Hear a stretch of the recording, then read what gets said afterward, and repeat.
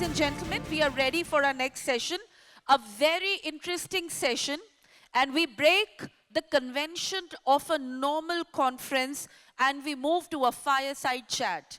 The reason they are called fireside chats is because these are freewheeling, candid conversations. And as we move on, this is a fireside chat on the role of an international trader or a broker, as we call them normally, in global cashew supply chain and what can be done differently and better in maintaining this relationship. Ladies and gentlemen, the person who's going to be doing the quizzing is none other than Mr. Srivatsava of Cashew Information, and he is going to be quizzing Mr. Sandip Ray Burman of Vittoria Services. Let's give them a round of applause, ladies and gentlemen. The lunch is just settling down. What we need is a candid fireside chat to get the heat going. Oftentimes, we were asked, what's the role of a broker? Do we still need brokers? Do we still need traders? Is it not transaction orientation? Should we not move to relationship orientation and so on? We have a very experienced person, Sandip Ray Burman. He started his career in Olam in 2005. So 20 years of experience in international trading. Yesterday I got to know several things about him, including a year where he was managing over 600 million US in terms of book size. Welcome, Sandip. Let's have a very engaging conversation to understand this fascinating world of trading. Before I start, you have made efforts to put a short presentation. Quickly walk us through the presentation, then we will have the conversation. As Sir already mentioned, that we are going to be discussing on the cashew supply chain and the emerging trends in the last 5 to 10 years. Now, the cashew supply chain is very interesting. It is one of the rare commodities, agri-commodities, where the supply chain is extremely long and it is highly complicated. It is not straightforward at all. So it starts from somewhere in West Africa, in the Sahel, in the in the remotest corner of the world, and then from there it grows and moves through various regions and various activities around the product that is purchased and eventually lands up in the shelf of a Reliance Retail or a Costco or a Walmart. So it's a very long and complicated chain, and there are many participants across this chain. However, the two participants which are most prominent and most relevant to us in this hall are the participants would be traders and brokers. So I would try to take you through a very quick presentation on traders and brokers. You can see there are like 4 quadrants there, and I want to throw some light as to what are the different types of traders in a cashew supply chain. So and I have plotted 2 axes. One is the y-axis, which is the strength of origination of a trader in the supply chain, and the y-axis is the strength of kernel distribution in the supply chain, which effectively means how strong they are in marketing and selling kernels in the destination markets. So basis plotting the various kinds of trading groups which are there within the industry, you can segment them in either of the 4 quadrants. So so on the right hand side quadrant, you will see the green box, which basically means these are companies which have very high strength of origination and extremely high strength of kernel distribution, and these will be typically the global integrated trade houses. And these companies have created very large entry and exit barriers for themselves, which basically means nobody can replace these kind of companies overnight, because they have built the scale and the size and the depth over a period of time, and neither can they exit these businesses quickly because they have resources, investments, capital invested in large numbers in the supply chain. And hence, these are the kind of companies, I have placed them in the green box, which basically shows that these are the kind of counterparties or traders which have high entry and exit barriers, and hence should be on the forefront of our list when we are choosing what kind of counterparties or traders we should work with. Then the yellow ones, where I've mentioned medium, are companies which either have very strong origination strength or a strong kernel distribution strength. So these kind of companies could be either the large origin-based export houses. I wouldn't take names, but we all know which are these large companies in the origin, which are very large, but yet origin-based and do not go into the end market to do processing or kernel distribution. And similarly, we have large factories in Vietnam and India, which are very large and sizable in the destination markets. At the same time, they are not originating. These have also created entry and exit barriers for themselves in the trade. However, the entry and exit barriers which they have created are of medium size. That is, they cannot be immediately replaced, but that they can be replaced or they can exit over a period of 1 or 2 years. And the one which is in the red, the quadrant on the left bottom is red, which is basically companies who do not even have any strength of kernel marketing or distribution or strength of origination, and hence I've kept them in the red box, which basically would mean that these are fly-by-night operators who come into the market as investors, based in Dubai or UK or Singapore. Their stickiness in the trade is very less. They come there to turn around their capital, and hence one must be careful when we are dealing with these kind of supply chain players. And hence, the green ones are the ones which I find are more reliable. Medium ones are definitely to be worked with. Red ones are avoidable. I'll quickly move on to the next. It's a similar thing which has been plotted basis the strength of capital. That is how much capital strength a company has or a trader has. And what is the presence of that company in the destination or in the origin. The green bars or the green blocks are the ones where the resilience of these companies are strong because they have good strength of capital, and at the same time they have either high origin presence or high destination presence, which means their resilience to absorb supply chain shocks, disruptions, market moves is higher. As a result, they should form in the top end of the list when in the supply chain we are considering which traders to work with.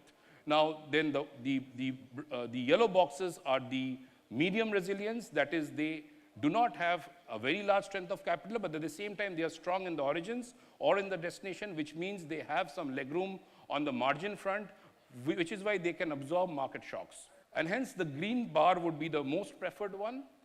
Why? Because they have the higher entry and exit barriers to get in and get out of the trade. Their depth of supply chain is high, and their resilience to absorb and sustain disruptions and shocks in the market is higher, and hence the green bar, the green labeled suppliers that I mentioned would be the most preferred, the yellow ones would be preferred, and the red ones will be avoidable. Now we'll move on to the broker part. Now brokers are traditionally meant for connecting buyers and sellers, price discovery, market analysis, and ensuring counterparty performance. These are the legacy or the traditional roles of a broker. I would like to highlight here that the broker's role today, in today's context, is not anymore just to connect a buyer and a seller, because technology has come to the forefront. We have such many conferences happening where the buyers and sellers are directly meeting each other, and hence they cannot limit their roles only into introduction of buyer and seller and closing deals.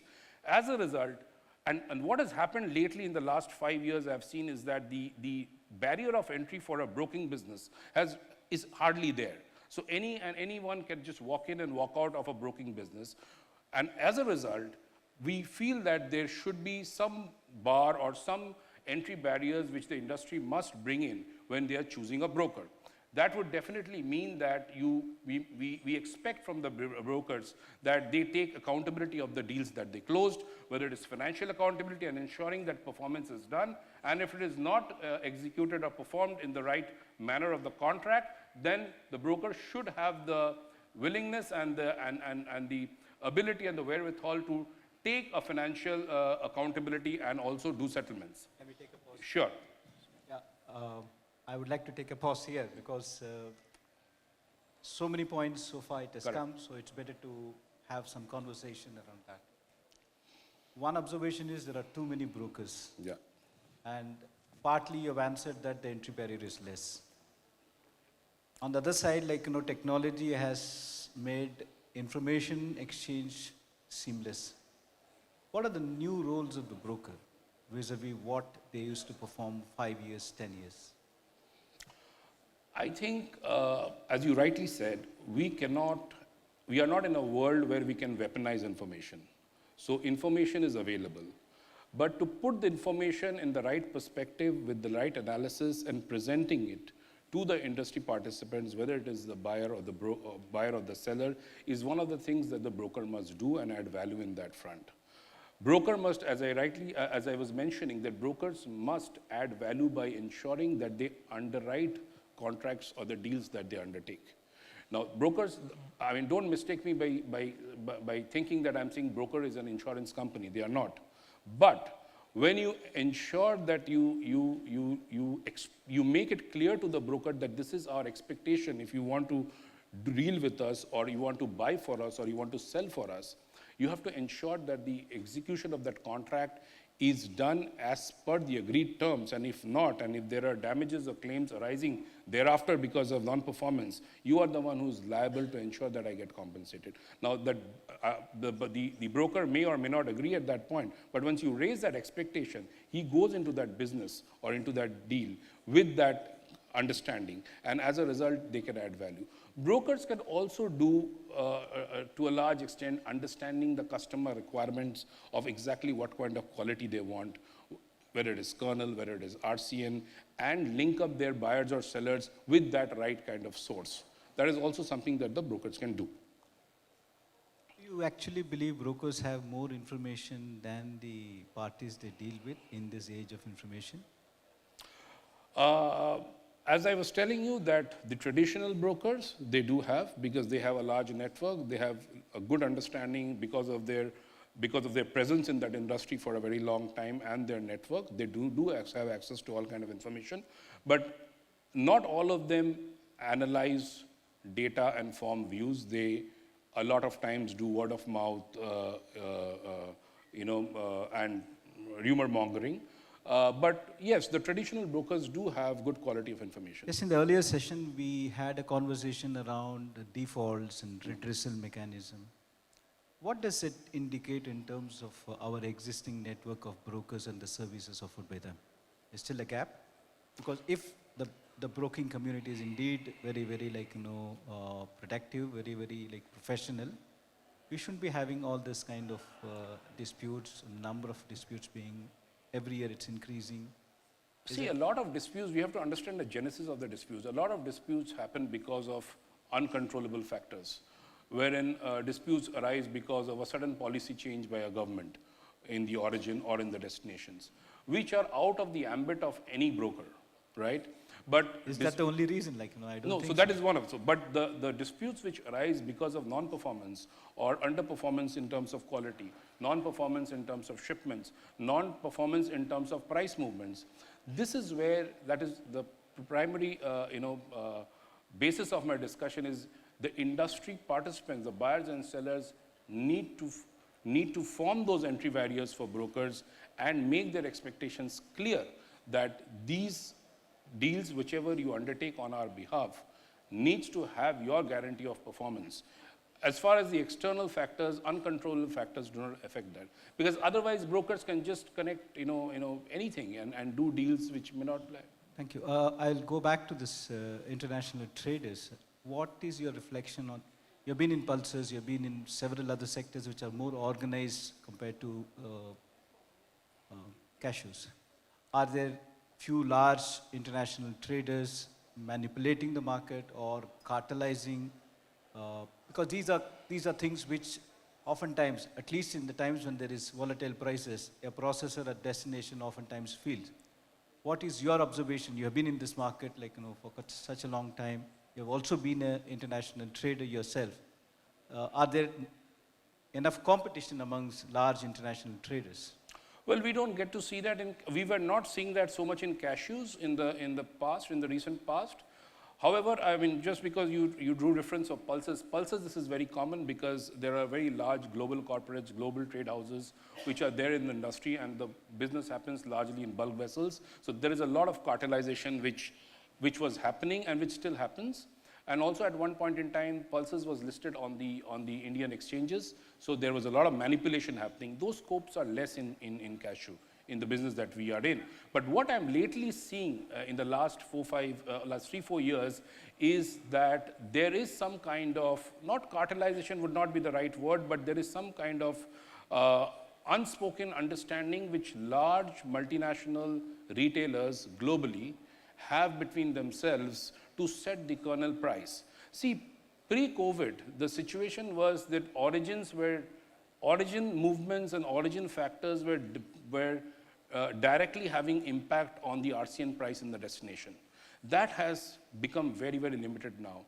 Now the buying power of the large retailers, whether it's the Costco's or the Walmarts or the Aldis of the world, or even in India, let's say the large retail chains, they have such amount of buying power that they can have a tacit understanding as to what to set the price. Do I hear you that value distribution in cashew is not very equal? It is like, more shifted towards the retailers? Do I hear That's what that is my assessment, because we see one of the things that we don't have visibility is what is the retailer margin?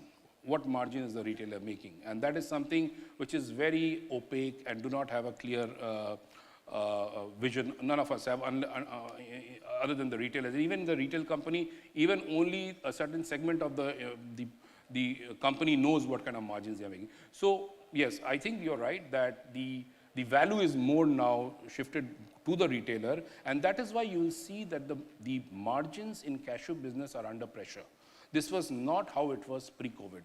Pre-COVID, the margin structures within the supply chain were far better than what we are seeing post-COVID. And one of the reasons is because the buying power is getting extremely concentrated in the hands of few buyers who are able to determine at what price they will buy. So if a procurement head in Europe, a large retail procurement head writes on a piece of paper that is going to be $3, no matter what you do, unless there's a major weather event somewhere in West Africa, the entire supply chain over the next 3-4 months has to take $3 as the gospel truth, as written in stone, and the supply chain will keep adjusting the prices till the point of the farmer.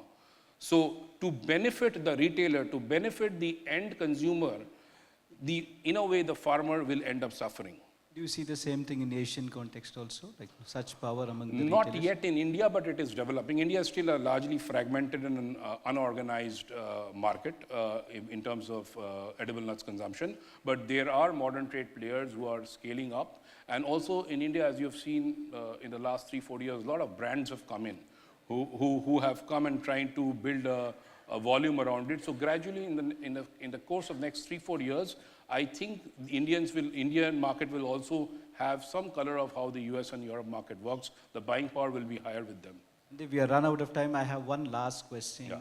which is what can be done differently by the broking industry in cashew, given that you have seen what's the need of the industry and how it is organized. If you have to suggest 1, 2, 3 things, what could be that? I think the brokers, so one of the things that the brokers must do for the participants, whether it's a buyer or the seller, is to give correct, is to first assimilate as much as information which is possible from the origins or from the destination and provide the correct picture to the participants, give the correct analysis, give the correct reports, and not be a participant in rumor mongering. Because the rumor mongering is also something which leads to a lot of problems later if it is not controlled initially. So I think that is something which the brokers should definitely do. Otherwise, broking is, as I said, is a very straightforward business. There is not much for a broker to play around with in terms of doing something new. If the broker starts to do something new, he would start becoming a trader, he would extend his own role into something else, which is also not good, because a broker cannot become a trader. So if you want to add a certain amount of value, then you have to overstep your limits and go into another area. So I think largely the broker should keep the business, the quality of information, the quality of analysis correct and not go into rumor mongering. I think that is So most of 5 years or 3 years down the line, do you see more brokers, less brokers, or do you have brokers at all? What do you see? I think brokers are always needed. I think I totally believe that you can eliminate a broker in a supply chain, but you can never replace the role. The role is always there. Role of a broker remains whether you have broker or not. Thank you so Correct. much. It Thank was you very wonderful much. having you. Thank you so much, Thank you very Sandip ji, much. for laying it out so openly and so authentically. Can we please have a memento? Requesting Mr. Vatsa to please present a memento to Mr. Sandip Burman.